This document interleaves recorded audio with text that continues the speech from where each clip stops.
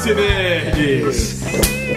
Como de costume, estamos na nossa Lucy Live dos dias de domingo. 5 de Westworld. Exatamente. Quinto episódio de Westworld, essa série sensacional da HBO, que vai ao ar aos domingos, sempre com um novo episódio. E finalmente nós conhecemos o Shogun World, o SW lá que a gente viu, que gerou tanta polêmica no final da primeira temporada. Séries quando elas têm uma carga dramática muito pesada, normalmente tem um episódio de respiro, que eles chamam, né? Um episódio mais de alívio. Sim, sim. E esse foi um pouco nessa linha. Entanto que ele não tem muita... não apresentou muitas coisas. Não teve assim. Mas aqueles mistérios. Perdão, apresentou assim os mistérios. Isso, não teve aquela porque foi carga. todo um mundo novo ali. Exato, mas não teve aquela carga de mistério. E já adiantando agora, é um mundo novo, mas que ficou bem característico e bem marcado, que é um mundo novo, mas não deixa de ter um paralelo muito bem claro ali com o próprio Westworld. Sim, o Pablo Sazimaro fala, tem que escrever 300 narrativas. 300 narrativas em 3 semanas. Quando vai ficar parecido com a outra. Exatamente. O cara tá criativa, meu amigo. Exatamente. Todos estamos sujeitos a isso, porque não Sizemore. Pois é, o Sizemore ele faz essa observação que foi uma piada que ele quis soltar, mas que explica muita coisa. Bom você falar isso. Piada. Ele é um personagem que, como alívio cômico, ele funciona muito bem. Parabéns ao ator. Aliás, é o Simon Quaterman, se eu não me engano. Quem escolhe o elenco do Westworld, porque o elenco é de primeira. Nossa! E o Sizemore não fica atrás. Exatamente. Fica atrás. Que é o Simon Quaterman, se eu não me engano o nome do ator. Parabéns. Isso, exatamente. E aí ficou interessante isso mesmo, né? Justamente porque, vamos lá, o que a gente teve ali de linhas mestras desse episódio, né? Pelo menos que foram bem marcadas ali.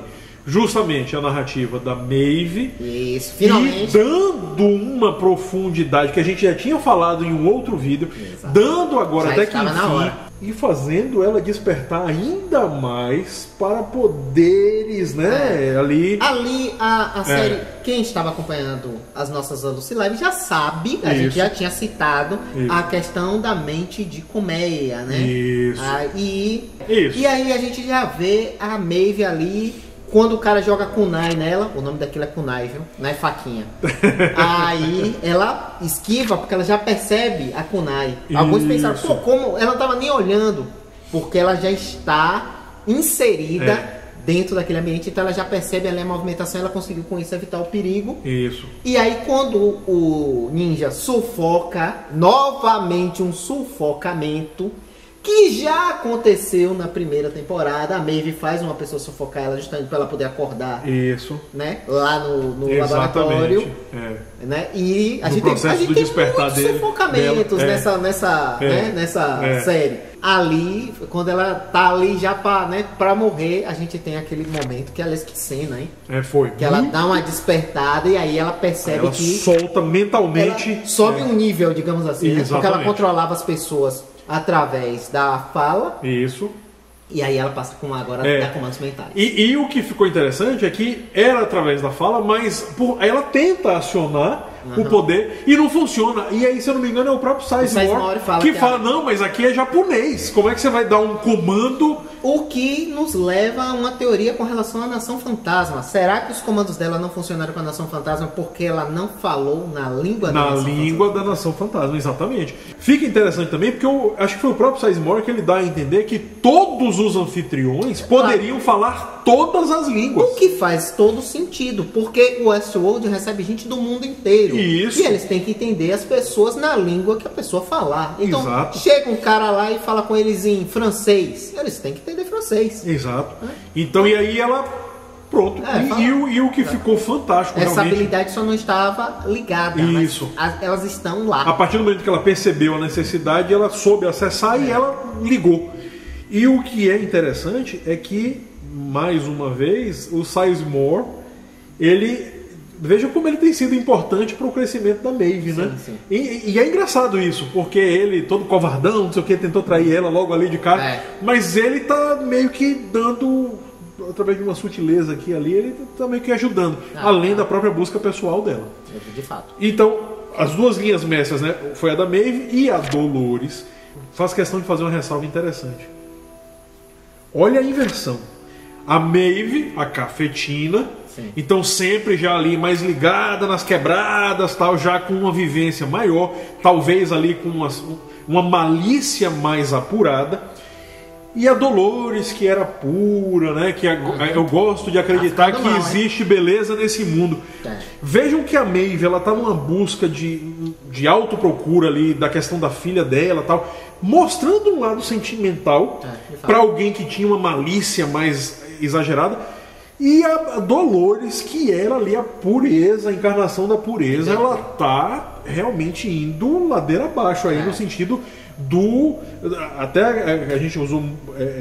foi no episódio 3, não foi? Do Maquiavel? Então ela tá totalmente maquiavélica. Sim, pra vocês verem como os títulos, como nós já tínhamos alertado, fazem parte, falam muito da série. Isso. Bora voltar um pouco só porque a Dolores está no final, né, do episódio. Isso. Só para ficar na ordem da narrativa, vamos falar um pouco ainda da questão da Maeve. E rapidinho, um parênteses, lhe interrompendo.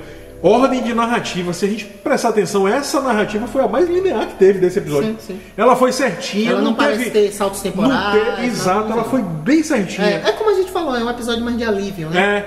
Ficou com cara das séries normais que a gente costuma ver na televisão. Mas vai lá. Então, a gente tem ali que a história também da Geisha era a Maeve, era a representação exata, a Akane. Ela era a representação da Maeve, inclusive a relação dela com a Sakura, né? Era a mesma relação da Maeve ou com a própria filha. Ou com a própria filha. Né? Porque ela tem um flashback. Ela associa com a filha. Ela tem um flashback do Homem de Preto matando ela lá e tal. Aliás, aquela cena nunca conclui toda, né? Ela sempre aparece uns pedacinhos. Exato. O Homem de Preto não apareceu, inclusive. Mas, é uma pena. Vamos ver o que nos aguarda hoje. Uma outra curiosidade naquela cena é que nós sabemos, pela própria narrativa, que a Akane, ela fala que criou a Sakura. Mas a Sakura se refere a ela como, quem assistiu legendado é meu caso, Okasa. Okasa, em japonês, é o mesmo que mãe. Mas ela também pode se referir a uma pessoa que tenha funções, digamos assim, matriarcais. Sim. Então, né, por ela estar naquele ambiente, cuidar de todas, ser a grande matriarca, né? Entendi. Por isso Okasa. Aqui na tradução ficou madame, né? Ficou um negócio mas na verdade ela chama ela de Okasa, que seria isso. Seria a mãe o equivalente. Nosso consultor para assuntos orientais, tá vendo aí? Também. Então, tem que saber. Tem jeito, meu amigo, assistindo muito anime. Esse cara é um anfitrião, eu não sei, ele tá falando já em japonês. Mas falando de anfitriões, aí eu quero trazer agora um aspecto interessante da série. Nós descobrimos que o Shogun estava com defeito, né? Todos achavam que ele estava desperto, não estava, na verdade ele estava com defeito. Né? E ali dando bug que nem semelhante ao Bernard. E bastante esperto, ele percebe ali a questão da bruxa, e aí ele queima os ouvidos dos daimyos dele para não serem controlados por ela. Isso. E no final ele mata, né, ali a Sakura e faz com que a Akane dance. Alguns não perceberam, mas agora nós vamos revelar segredos daquela cena.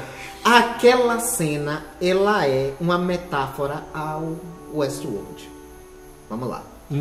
Nas bandeiras que estão ao fundo do Shogun está o símbolo, daquele símbolo que a gente fala que, né, são hexágonos, né? Os hexágonos cruzados, que alguns já disseram que é o símbolo da Delos mesmo. Vamos considerar que seja. Está numa das bandeiras.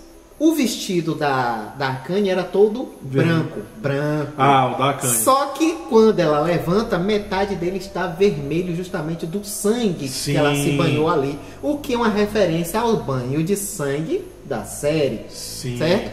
No momento em que ela está dançando, há um momento que ela bota a mão sobre a face e quando ela retira, ela muda de expressão. O que é uma referência, possivelmente, ao despertar. E depois ela faz o quê? Enfrenta o seu patrão, o seu dono, né? Aquele que era dono, que é a mesma coisa que acontece com a Dolores com o Ford.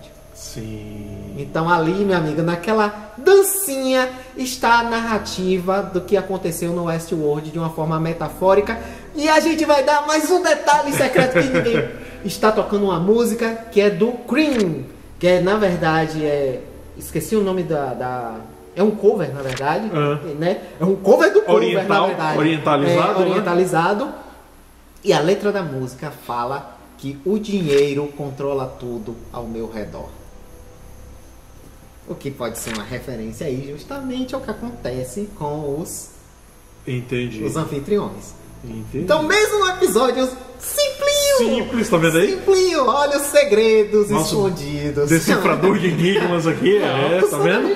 Senão não adianta. Olha, venha pra live, venha pra live. Aqui a gente discute, meu amigo, aqui a gente olha os detalhes. Você não vai ver esses negócios. Você até tem em algum lugar aí, se você procurar, você acha. Mas aqui a gente procura, a gente acha tudo. Assiste episódio, assiste de novo. Que é pra trazer essas informações pra vocês. De olho nos detalhes, né? E trazer tudo pra vocês. Vocês merecem. É tudo pra vocês. Pois é. Então, o que chama a atenção é justamente o aprofundamento da Maeve,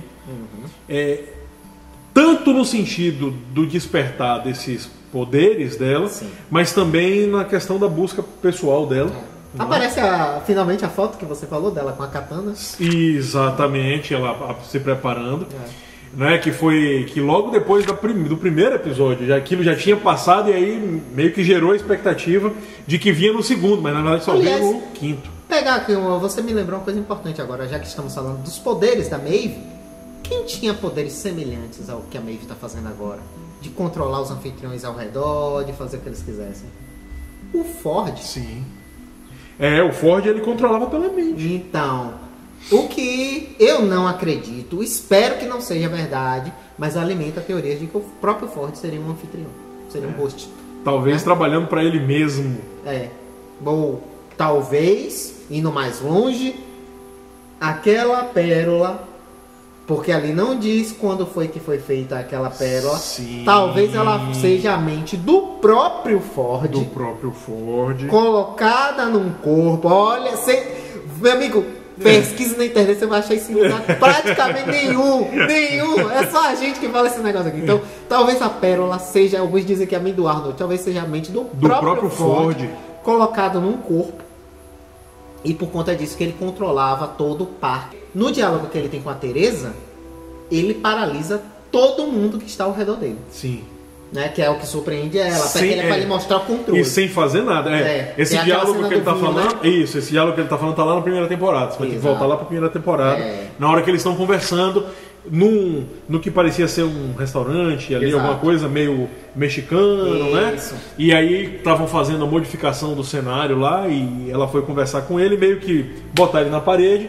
E aí realmente ele mostra quem manda, né? Isso. E aí ali a gente percebeu realmente o poder que ele tinha de controlar com a mente, porque todo mundo para do nada. Não faz nada. Quando ela nota, tá todo mundo parado, ela nota por causa do vinho que tá derramando. Isso. Porque o garçom tá servindo o vinho e continua.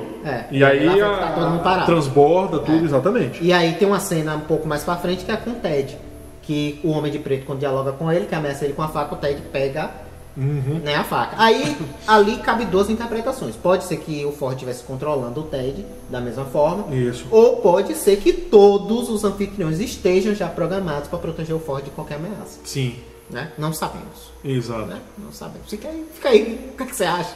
Né? Estamos aqui para discutir. O Anthony Hopkins ainda não apareceu. O Sir Anthony Hopkins ainda não apareceu. Vai aparecer em algum momento. Ele vai. Mas a gente continua defendendo a a ideia de que ele tá assim vivo ou de repente através de tem uns boatos fortíssimos de que ele tá contratado para fazer o último episódio dessa segunda temporada. Só que aí o que a HBO divulga é que ele vai aparecer, porém, como flashback. É sempre um flashback. Mas como a HBO prega muita peça, não é? Você vê que ela solta às vezes uma imagem agora, mas que é algo que vai acontecer depois, ou que, enfim. Então vamos esperar. Vamos falar da Dolores? Sim, então. A Dolores. Gente, a Dolores, eu tô me surpreendendo com a narrativa da Dolores. A Maeve meio que do mal, hein? Pois é. A Maeve, ela meio que a gente tinha, eu pelo menos eu deixei claro que eu tava meio indignado ali com o desenvolver da Maeve até o quarto episódio, mas no quinto não. O quinto pronto, ela voltou meio que isso. Ela voltou pro trilho, tá massa. Agora a Dolores, Dolores, ela tá num caminho É por isso que eu fiz questão de falar das inversões. A Maeve como cafetina, talvez ali já cheia de malícia, não é? Ali por conta da vivência maior, das experiências dela. Então ela já tinha talvez o mal, não diria o mal, mas vamos lá, a malícia mesmo, mais maliciosa em relação ao mundo. E a Dolores sempre aquela ingenuidade, eu gosto de imaginar que esse mundo é bom, eu gosto de pensar na beleza do mundo, não sei o que, aquela coisa toda de sair para fazer pinturas no cenário. O que linka com o que o Arnold falava para ela num dos seus diálogos, que ele tinha medo do que ela poderia vir a se tornar. E exatamente. Parece que é exatamente o que está acontecendo. Pois é, então, era onde eu queria chegar. E aí, quer dizer, aquela personagem que a gente viu lá na primeira temporada,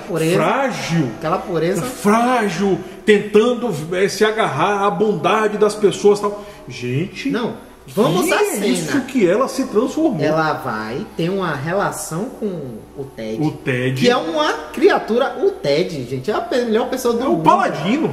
É um paladino ali da virtude. No final, depois de tudo, ela faz aquela metáfora da questão da Blue Tongue, né? Que ela fala que o pai dela queimou lá o rebanho para poder proteger o restante, né? Ou seja, volta aquilo do episódio do Maquiavel. Os fins justificam os meios. Porque ela pergunta a ele, né? Pergunta a ele o que ele faria. Uma resposta. Aí ele fala, não, isolar, não sei o que, pra ver se dava pra recuperar. Qual era a questão ali? A resposta do Ted, de fato, não protegeria o rebanho morreria. Né? A bondade dele levaria todo mundo ao fim. Exatamente. Se a gente considerar um aspecto meramente lógico. Isso. E aí a Dolores, ela já tá numa vibe do Maquiavel. Para vencer a guerra tem que fazer o que for necessário. Exatamente. O que for necessário ela vai e ela queimaria, ela fala do queimar o rebanho. E aí ela muda o Ted. É uma referência ao mudar o Ted. Essa do mudar o Ted, outra pérola aqui, exclusiva dos Alucinerds. Quem assistiu a série pela HBO, aparece só a foto do técnico, dando ele alerta ali dos problemas que podem dar e dá um overwrite, beleza? Mas, dando a impressão de que ela está realmente sobrescrevendo a mente dele. Mas a HBO teve uma exibição exclusiva e algumas pessoas tiraram o print. E nesta exibição exclusiva, aquela tela é diferente. Ela mostra o status que estava sendo alterado. E a programação do Ted foi modificada semelhante à programação da própria Maeve. Ela aumenta um determinado atributo mental dele ao máximo, tira toda a empatia e aumenta a agressividade dele. Ou seja, o Ted vai vir, meu amigo, do mal. Vai vir um Ted creepy aí, viu? Pode esperar. Vamos ver, daqui a pouco. O Ted vai vir agora arrancando cabeças. Se a gente parar pra ver, na abertura tem um bebê. Tem um anfitrião segurando um bebê. E se a gente for parar pra pensar, na narrativa da Dolores e do Ted, que a gente viu muito se repetir lá na primeira temporada, nunca nada acontecia com ele. Os dois sempre fazendo planos, tal, não, um dia eu vou te levar para um lugar bom, não sei o que, aquela coisa total. Mas nunca tinha aparecido momentos íntimos dos dois. Sim, de fato. Porque na prática era para que o Ted estivesse disponível para os clientes que chegassem, da mesma forma que a Dolores, de formas talvez não tão gentis, porque a Dolores ela era fiel ao Ted, não é? Então se alguém quisesse alguma coisa com ela era na agrestia, na brutalidade. Não é? E o Westworld estava ali justamente para isso, não é? Que era a função da Delos, dar essa vazão, mas de qualquer forma não mostrava. E ali, até pela maneira como a cena foi tratada, com um carinho ali, com uma delicadeza ali no mostrar daquela cena, o desenvolver da cena, mostra como se tivesse sido talvez o primeiro momento de amor dos dois. Sim, de fato. E aí, o que será que vai vir dali? Será que existe a possibilidade? Será que eles chegaram num nível de fisiologia ali o suficiente para gerar alguma coisa dali, gerar uma criança? Boa teoria. Um anfitriãozinho dali? Enfim. Outra coisa que, aqui a gente dá para fazer uma comparativa, que é justamente do encontro da Dolores com a Maeve, é que a Maeve, quando fala com a Dolores, ela fala justamente dessa questão da liberdade, né? Tanto que ela fala, se você não teria outra alternativa senão, eu não quero me juntar a você, é basicamente isso que ela diz. Mas... E você não tem outra alternativa senão me deixar livre, inclusive para partir. Se você está buscando a liberdade, você tem que me dar a liberdade de escolher. E aí o que é que ela faz com o Ted? Ela tolhe a liberdade do Ted. Exatamente, cerceia a liberdade. Então... Através da programação, e quer dizer, vai de uma forma brusca mesmo. Exatamente. Ela vai lá... O Ted não é quem eu quero, então eu vou tornar ele quem eu preciso que ele exatamente. Seja. Enfim. Olha, a Dolores realmente tem sido... Ela foi a surpresa. A Maeve, na verdade, atendeu uma expectativa e uma reclamação que eu estava tendo, que ainda não tinha sido dado ali, talvez, o tratamento adequado. E aí, pronto, veio. Agora, a Dolores, ela tá me surpreendendo. Que sério, viu? Eu tô positivamente surpreendido. Então, por enquanto, era isso. De um episódio que era pra ser um alívio. Olha quanta coisa que a gente discutiu aqui. Exatamente. Então, finalizando agora a nossa participação no Parque Temático Westworld com o episódio do Shogun Maluco. E nossa frase de efeito. Para não termos problemas nem com royalties, nem com direitos autorais, nem com a gana e a sana maquiavélica intensa de querer reprogramar as pessoas que a Dolores está apresentando. Bazinhos que é Lucinetes. Grande abraço para vocês. Até o próximo Lucy Live. Não se esqueçam, todo domingo a gente tá aqui. E no dia seguinte tem vídeo no YouTube. Exatamente. Então, valeu, pessoal. Grande abraço. Até.